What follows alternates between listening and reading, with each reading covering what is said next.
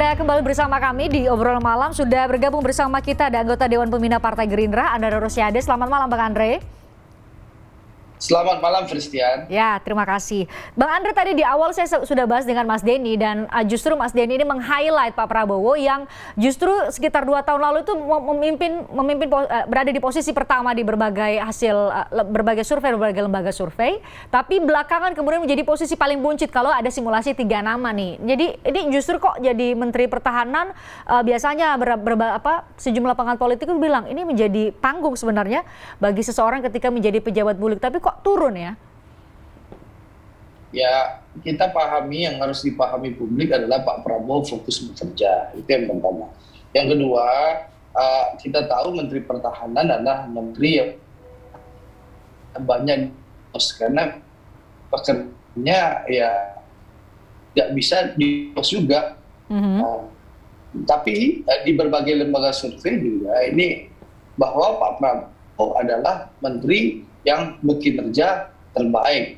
Itu yang ada kan. Yeah. Lalu kedua, soal survei-survei ini kan biasa. Ada kadang di atas, ada kadang di bawah. Yeah. Yang perlu dipahami publik adalah Mas Anies dan Mas Ganjar itu kan sudah berkampanye secara masif keliling Indonesia sudah 1,5 tahun. Di saat Pak Prabowo fokus menjadi Menteri Pertahanan. Wajar saja kalau mereka surveinya agak baikan.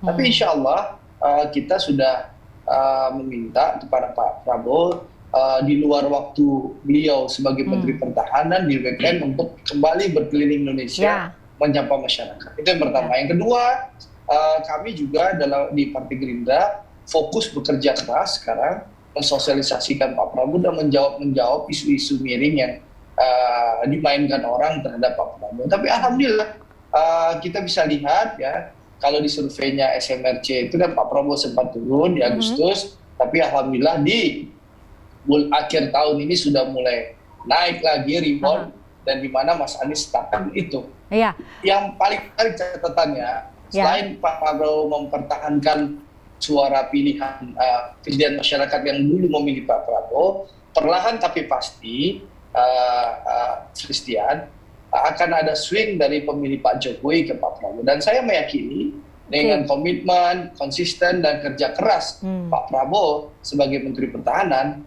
insya Allah rakyat akan semakin objektif dan rasional, dan insya Allah pemilih yang lama akan kembali memilih Pak Prabowo, dan pemilih Pak Jokowi akan memilih Pak Prabowo. Kenapa? Karena sekali lagi ya, Pak Prabowo berhasil bersama-sama Pak Jokowi melakukan konspirasi yang luar biasa. Bisa menghentikan polarisasi dan menciptakan persatuan nasional. Nah, ini modal besar, modal penting kita menghadapi yang lalu dan juga krisis. Baik. Negara yang seperti Malaysia saja, kita Pakatan Rakyat Bersatu dengan Barisan Nasional mengatakan Anwar menjadi Perdana Menteri yang ke-10. Dan itu negara yang meniru Indonesia. Dan ini modal besar Pak Prabowo untuk Indonesia. Persatuan yang Pak Jokowi inspirasi Malaysia. Dan itu kalau Indonesia tidak butuh lagi polarisasi, kita tidak perlu benturan, kita tidak perlu penyebaran fitnah dan hoax. Yang dibutuhkan oleh rakyat Indonesia ini persatuan nasional, persatuan Indonesia di bawah kepemimpinan Pak Prabowo sebagai Presiden Indonesia tahun 2024. Saya coba konfirmasi dulu tadi yang Anda katakan, Bang Andre, bahwa Anda katakan tadi semoga pemilihnya Pak Jokowi itu juga kemudian memilih atau menambah jumlah mereka yang mau memilih Pak Prabowo kalau menjadi bakal capres. Saya coba konfirmasi dulu ke Mas Denny sebentar, gantian. Perlahan tapi pasti. Iya, perlahan tapi pasti katanya. Tapi Mas Denny, apakah semudah itu? Kalau kita tahu atau kita ikuti beberapa waktu ini memang kelihatan sekali, Anda mungkin bisa mengkonfirmasi, Pak Prabowo ini melakukan safari keliling, ketemu dengan Mas Bobi di Medan, ketemu dengan Mas Gibran. Apakah Anda ini membaca memang menjadi strategi Pak Prabowo untuk memperluas ceruk pemilihnya ke pemilih Pak Jokowi, atau mencoba merebut pemilih Pak Jokowi dari yang sebelumnya tadi Anda katakan Pak Ganjar? Dan yang terpenting adalah seberapa efektif itu? Ya, bagaimanapun Pak Jokowi adalah tokoh yang sangat penting ya. Kalau kita baca tingkat kepuasan publik pada kinerja Presiden Jokowi yang lebih dari 70% itu adalah rata-rata ya. Hampir semua lembaga survei saya kira hasilnya sama. Dan itu adalah pasar yang sangat besar begitu ya untuk direbut oleh para calon presiden termasuk Pak Prabowo. Makanya wajar kalau Pak Prabowo misalnya juga berharap ada limpahan suara dari dari pendukung Pak Jokowi misalnya. Tentu itu mungkin gitu, tapi dalam analisis data yang kami lakukan, jika ada Pak Ganjar Pranowo di sana bersaing dengan Pak Prabowo, kemudian ada Anies, pemilih Pak Jokowi sementara ini lebih banyak yang ditarik oleh Pak Ganjar ketimbang Pak Prabowo. Memang Pak Prabowo nomor 2 ya, daya tarik, daya serap pada pemilih Pak Jokowi, tetapi bukan yang paling besar. Ada Pak Ganjar di sana, pemilih Pak Jokowi lebih melirik pada Ganjar.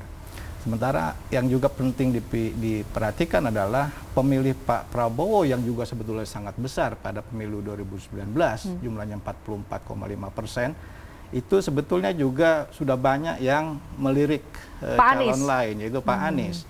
Ini seharusnya juga jadi concern gitu ya bagi Pak Prabowo kalau dia ingin menang dalam pemilihan presiden, bagaimana menjaga dukungan yang tadinya sangat kuat di wilayah-wilayah yang sangat kuat seperti Jawa Barat misalnya, apakah bisa dipertahankan atau tidak, itu adalah faktor-faktor yang penting untuk Pak Prabowo. Nah, Bang Andre, apakah secara sederhana berarti yang terjadi sama Pak Prabowo adalah belum mampu merawat pemilih loyal yang ada di Pilpres 2019 lalu, tapi mau mencoba untuk memperluas ceruk pemenangan juga belum berhasil nih, Bang Andre. Apakah itu yang terjadi? Jadi gini, Fristian. Tentu ada memang pemilih Pak Prabowo yang lari ke Mas Anies. Kita dan fitnah terbiasa dibangun selama ini Pak Prabowo itu dimainkan di media dan itu tapi dan untuk itu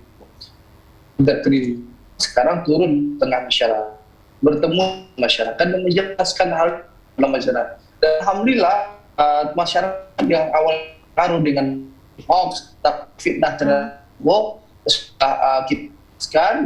kita sudah berkeliling. Saya cara konteksnya Sumatera Barat, Ketua DPD kita, itu kita jawab, kita jelaskan secara terbuka, secara objektif. Alhamdulillah masyarakat memahami. Itu di dan Sumatera Barat. Yang dulunya sempat penuh, ya, dan itu pelaku juga itu oleh Gerindra di Indonesia. Dan sekarang secara langsung kita keliling kampung ke kampung gitu untuk menjawab narasi yang dibangun di media sosial yang secara masif 2 tahun terakhir. Alhamdulillah bisa memahami MRC akan memotret bulan April juga akan terjadi. Bang Andre, suara Anda memilih Pak Prabowo. Suara Anda tidak bisa kami dengarkan dengan baik, Bang Andre. Saya coba dulu ke Bang Renanda ya, Wasekjen DPP Partai Demokrat. Kami berharap bisa kita memperbaiki kualitas sinyal sehingga kami bisa mendengarkan audio Anda dengan lebih baik. Bang Renanda, ini tadi dijelaskan oleh Mas Denny, dan tidak hanya SMRC tapi juga berbagai lembaga survei lain menunjukkan bahwa perebutan ceruk ini ada beberapa premis ya. Pak Anies merebut ceruk dengan Pak Prabowo, itu satu. Kemudian yang kedua, Pak Jokowi itu memiliki tingkat kepuasan yang sangat tinggi sehingga akan lebih mudah bagi mereka yang kemudian memposisikan atau mencitrakan atau punya citra yang menjadi orangnya Pak Jokowi itu untuk mendapatkan insentif elektoral dari para mereka siapapun yang puas terhadap pemerintahan Pak Jokowi. Tapi Pak Anies kan dalam hal ini Nasdem, Demokrat dan juga PKS kan menyampaikan kepada publik, narasi kepada publik adalah sebagai membawa perubahan. Berarti kan ini apakah bertolak belakang dengan mau mengubah berbagai hal dengan apa yang sudah dilakukan Pak Jokowi saat ini, kan berarti berada dalam posisi diametral. Jadi strateginya gimana nih mau perbesar dari posisi 28,1% dan kemudian berharap bisa menjadi pemenang misalnya di Pilpres 2024? Oke, begini ya, Mbak Christian. Pertama-tama yang harus saya emphasize di sini, bahwa kalau survei kita tahu semua, itu tentu yang lebih harus diperhatikan adalah tren. Ya.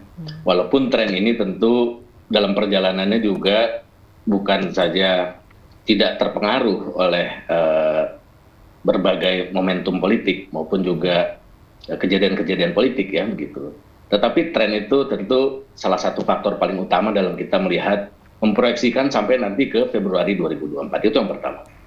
Jadi apapun yang hasil SMRC tentu tidak bisa dilihat bahwa itu sebagai suatu hal yang di 2024 itu akan berlaku gitu. Tetapi tentu kita perlu mengukur indikator-indikator itu. Itu yang pertama. Yang kedua, saya setuju sama Bung Denny juga ya bahwa memang ada irisan cukup besar lah ya antara pendukungnya Pak Prabowo dengan pendukungnya Anies ya. Itu artinya itu membuktikan bahwa memang politik ini memang tentang positioning dan perception gitu. Ya. Nah, karena kita tahu Pak Prabowo awalnya itu kan memang sebelumnya kemudian bergabung di kabinet dengan Pak Jokowi, itu memang positioningnya kan sebagai sebenarnya boleh dibilang adalah suara yang ingin perubahan lah gitu ya di 2019 waktu itu. Dan posisi ini juga sebenarnya positioning ini juga sekarang dimiliki oleh Mas Anies, sehingga wajar ya kalau memang ada irisan besar di situ. Jadi kalau kita asumsikan kemudian tadi Bung Andre bilang bahwa akan ada churn ya, perpindahan switch dari pendukungnya Pak Jokowi, fansnya Pak Jokowi ke Pak Prabowo, itu betul ya, pasti ada. Nah, tetapi kita harus ingat bahwa yang pertama kita pernah ada survei kemarin itu bahwa yang benar-benar akan mengikuti katanya ya arahan Pak Jokowi kira-kira siapa nanti pemimpin di 2024 itu tidak lebih dari 20% kan, hanya 15%. Itu yang pertama. Yang kedua, ini ada kontradiktifnya di sini saya. Jadi itu survei dari lembaga apa, Bang Renanda? Lembaga itu waktu itu Litbang Kompas. Oke. Itu Litbang Kompas ya waktu itu. Tentu kita juga harus perhatikan itu. Berapa persen sih sebenarnya akan mengikuti arah Pak Jokowi, itu pertama. Yang kedua, ada kontradiktif di sini, yaitu bahwa sekali lagi bahwa politik ini tentang positioning dan perception gitu. Ya. Karena kemarin itu positioning Pak Prabowo itu memang lebih kepada penggerak perubahan. Dan saya rasa di daerah juga masih seperti itu ya, banyak sekali yang juga tetap memposisikan atau melihat bahwa Pak Prabowo ini memang tokoh yang menginginkan perubahan. Namun memang turunnya beberapa elektabilitas kemarin itu tentu tidak lepas dari memang keberadaan beliau sekarang di koalisi ya. Anda mau bilang Bang Renanda bahwa karena pilihan Pak Prabowo masuk ke pemerintahan yang tadinya diametral head to head dengan Pak Jokowi di Pilpres 2019 membuat kelompok yang tadinya mencintai Pak Prabowo kemudian kecewa. Ada sedikit. Pasti ada sebagian memang yang akhirnya teralirkan ke Mas Anies. Itu pasti itu logika politiknya seperti itu karena positioning tadi. Ini tokoh perubahan, Anies juga jadi tokoh perubahan. Nah, maka menurut saya memang kita harus melihatnya apakah betul gitu nanti bahwa ketika Pak Prabowo itu kemudian memposisikan diri sebagai katakanlah figur yang memang akan mendapatkan dukungan dari pendukung Pak Jokowi, itu masalah positioning juga itu nanti. Oke, baik. Kita juga harus melihat itu sebagai satu hal yang harus dihitung juga nih oleh teman-teman. Ini sebagai strategi ya, menurut Anda ya? Supaya jangan sampai nanti justru belum tentu hasilnya seperti yang diharapkan kan nanti ketika kolamnya sudah posisinya sudah berbeda, jangan-jangan kita harus hitung itu berapa banyak yang dari Pak Jokowi itu pindah ke Pak Prabowo dan berapa persen itu yang pindah ke Mas Anies. Oke. Itu menurut pandangan saya sementara. Oke, baik. Kalau memakai logika itu dalam konteks strategi pemenangan, kalau di 2019 Pak Prabowo saja yang posisinya head to head dengan Pak Jokowi, artinya diametral dengan Pak Jokowi, kemudian mengubah positioningnya, kalau kita menggunakan istilah Anda, mengubah positioningnya, mencitrakan bahwa adalah pendukung Pak Jokowi untuk berharap dapat insentif elektoral dari tingkat kepuasan publik terhadap Pak Jokowi yang tinggi. Bagaimana dengan Pak Anies yang kemudian mengambil posisi secara diametral dengan membawa narasi perubahan? Apakah itu juga menjadi strategi yang perlu untuk diperhitungkan atau justru perlu strategi lain? Kami obrolkan usai jeda di obrolan malam.